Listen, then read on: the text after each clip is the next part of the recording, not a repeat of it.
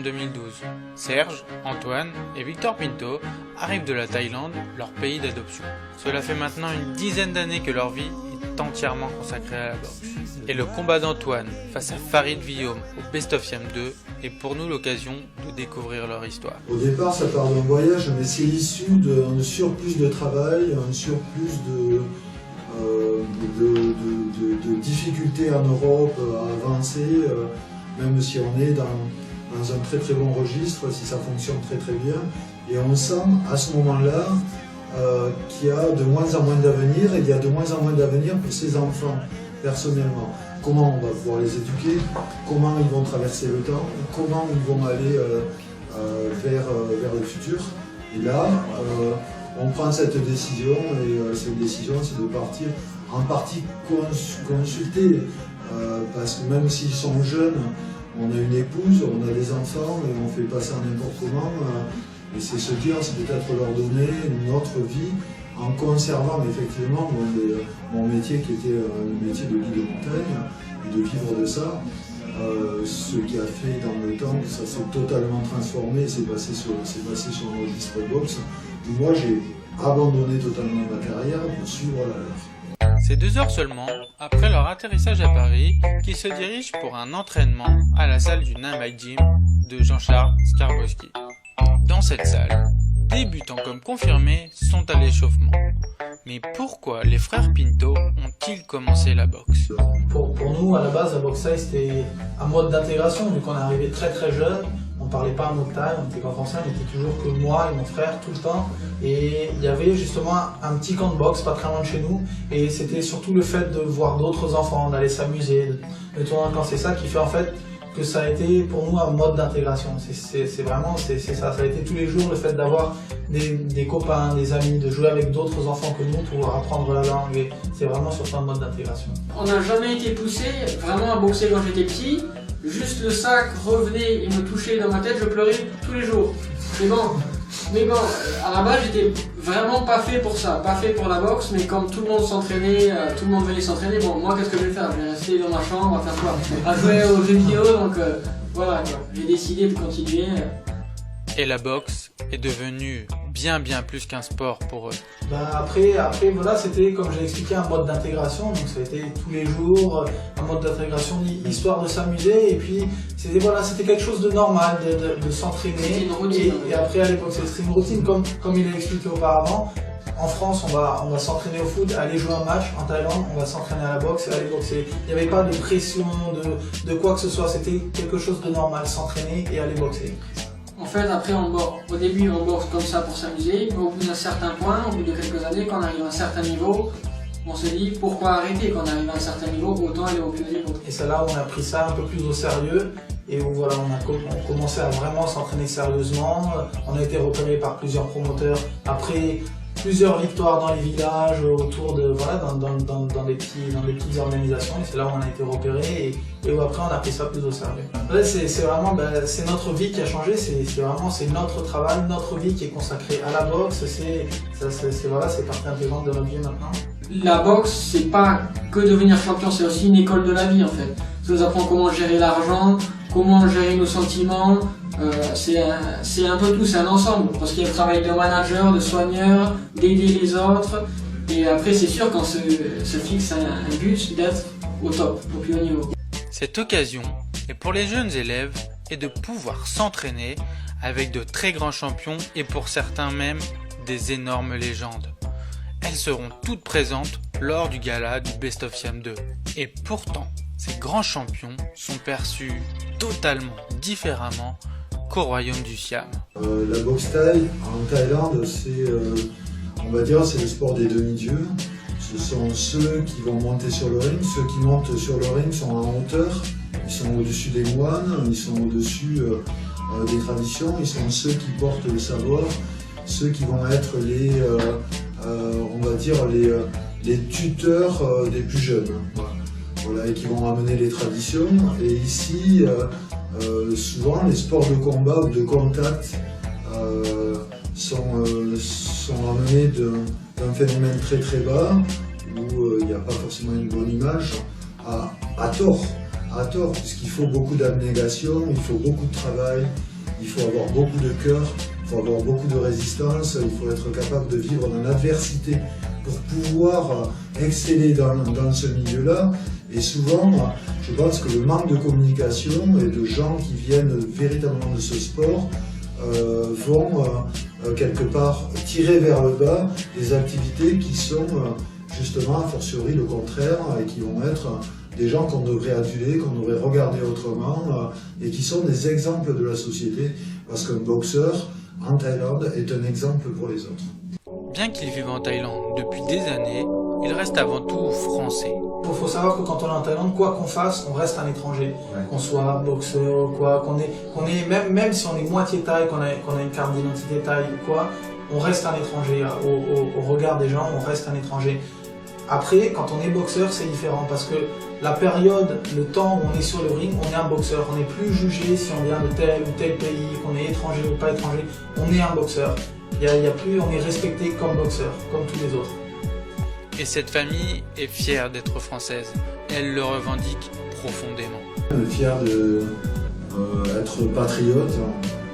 Ces deux boxeurs qui en tout totalisent plus de 250 combats et qui montent sur les rings avec le drapeau français autour de leur ventre et qui essaient de faire briller ce drapeau tout autour de la planète et de le lever assez haut. Bon, il faut dire aussi aux Français qu'ils aient plus honte d'être patriotes, qu'ils aiment leur pays et voilà, qu'ils amènent leur couleur partout. Il est 19h, l'heure de la pesée, et Antoine n'est pas au point. En fait, je suis arrivé à 73, donc avec 500 grammes de trop.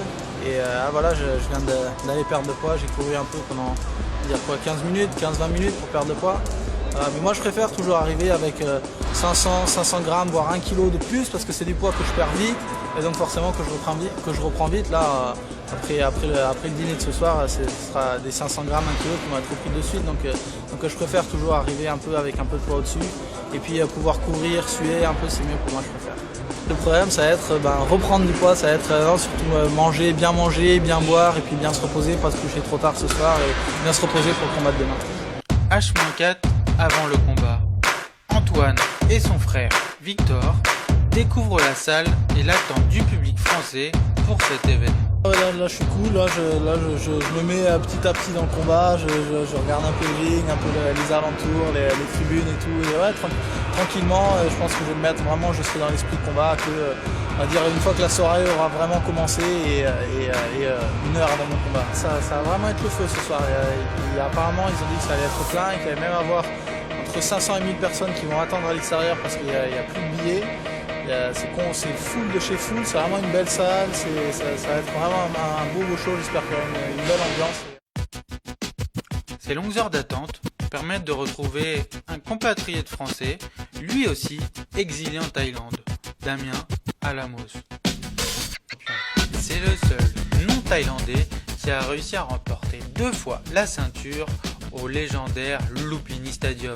Ils partageront leur vestiaire lors de cette soirée. Beaucoup de monde est là pour voir Victor et Antoine. Des journalistes, des anciens élèves et même leurs familles sont venus profiter de leur rare présence dans l'Hexagone.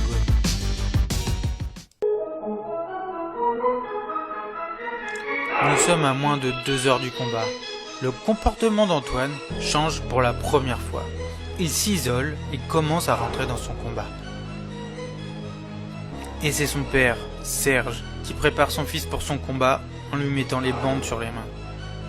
Contre Farid Villaume, ce sera un combat difficile, mais on ne sent aucune pression dans l'attitude d'Antoine. Forcément, on connaît l'adversaire, on a visionné des vidéos de l'adversaire, lui ça fait très longtemps qu'on le voit boxer, ça a été et c'est toujours un très grand champion qui a eu un très gros palmarès, une très longue carrière, une très belle carrière. Donc on a une grosse préparation dans le sens où c'est son comeback après 2 ans.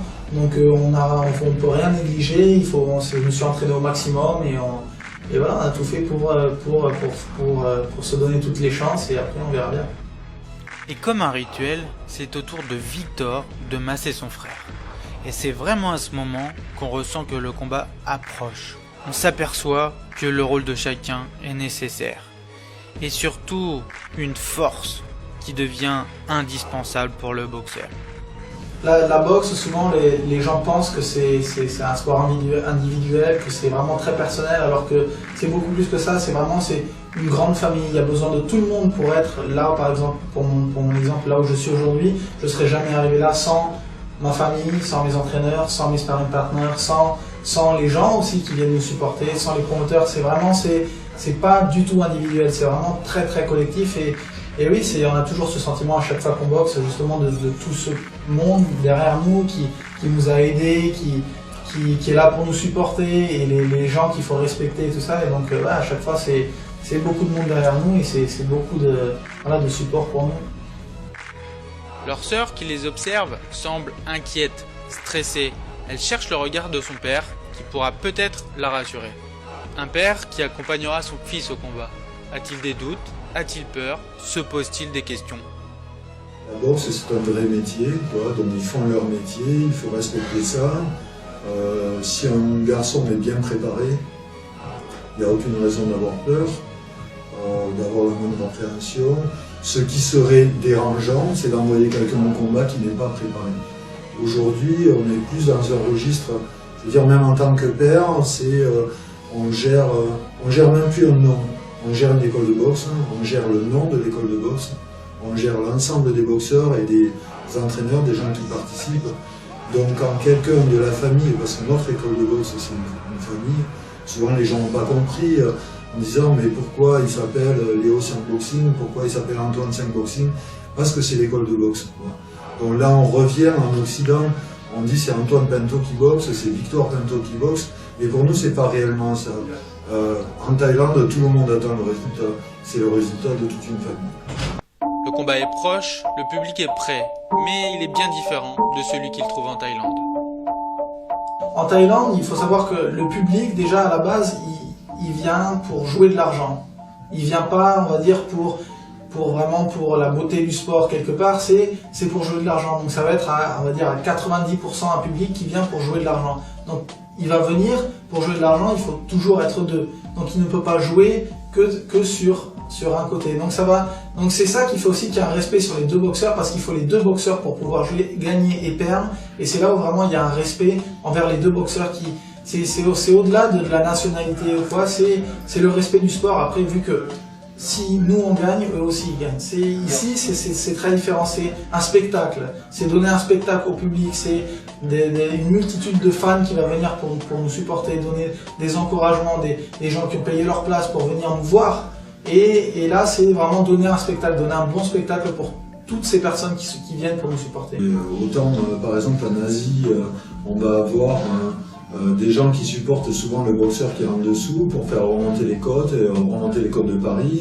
Dans la permanence, on va aider le boxeur qui est en train de perdre. Et là, dans ce qu'on a vécu avant, on espère que ce ne soit pas la même chose à ce jour. C'est plutôt des gens qui sont les uns contre les autres. Voilà. Alors qu'en fin de compte, on voudrait que justement la boxe thaï, ce soit tout le monde qui se régale et qui aille chercher un spectacle et qui aille chercher cette beauté du sport.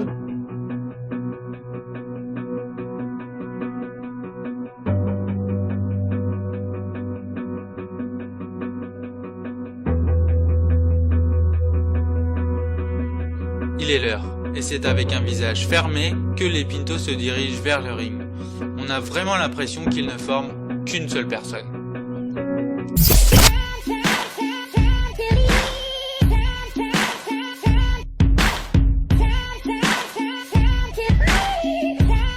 Yeah.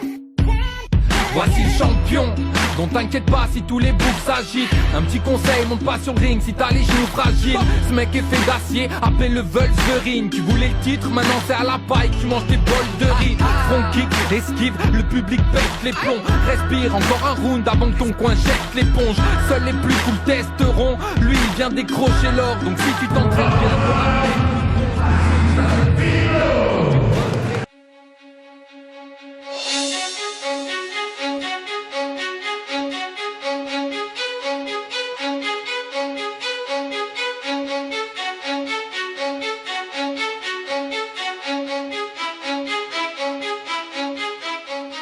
Le combat est dur, mais Antoine applique totalement la stratégie mise en place. Voilà, moi on avait établi avec avec mon frère et mon père une petite stratégie qu'on a mis en place. Donc dans les premiers rounds, j'ai voulu le fatiguer au corps à corps, c'est ce qu'on a fait. Et après, continuer le combat techniquement avec des coups de pied, tourner. Et c'est son frère Victor qui le prend en charge pendant le combat. Et c'est lui qui lui donne les consignes entre les rounds.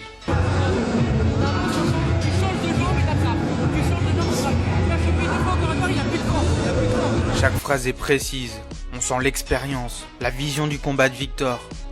Il a toujours les bons mots et sait comment guider son frère pour l'amener à la victoire. On avait prévu d'avancer au corps à corps dès le premier round. Donc c'est ce qu'on a fait d'ailleurs, on a fait avancer au corps à corps dès le premier round.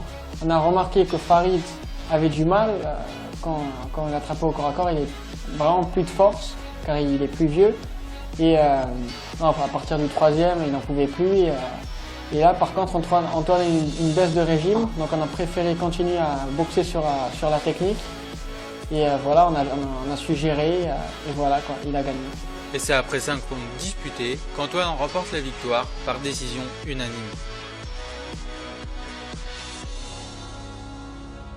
Malgré la guerre que ces deux hommes viennent de se livrer, c'est dans les bras que se termine ce combat. C'était un combat, on va dire, que beaucoup de gens attendaient ce combat. Le retour de mon adversaire, Farid Villaume, donc, comme tout le monde sait, un légendaire boxeur. Ça fait 2 ans qu'il n'avait pas boxé et on savait qu'il allait revenir très très fort et il l'a prouvé ce soir que c'est vraiment un grand champion. Il est arrivé sans complexe sur le ring alors que ça faisait quand même 2 ans sans boxer, c'est quand même très long. Au retour dans les vestiaires, des fans l'attendent. Ils ont parfois attendu des heures et ont fait beaucoup de kilomètres pour pouvoir venir le voir et le féliciter. J'avais une très grosse appréhension envers le public et là il y a beaucoup de fans qui sont venus, beaucoup de personnes qui sont venues nous voir en disant qu'ils étaient très contents de nous voir, moi et mon frère, moi et ma famille. Et voilà, je suis très content de voir que maintenant les mentalités ont changé et que les gens m'apprécient de plus en plus et soient contents que justement je fasse mon retour en France et que je fasse de plus en France. La soirée est terminée et les combattants se félicitent mutuellement. Des valeurs, le respect, une image du sport qu'on aimerait voir plus souvent. Et c'est peut-être ça, le pari des frères Pinto.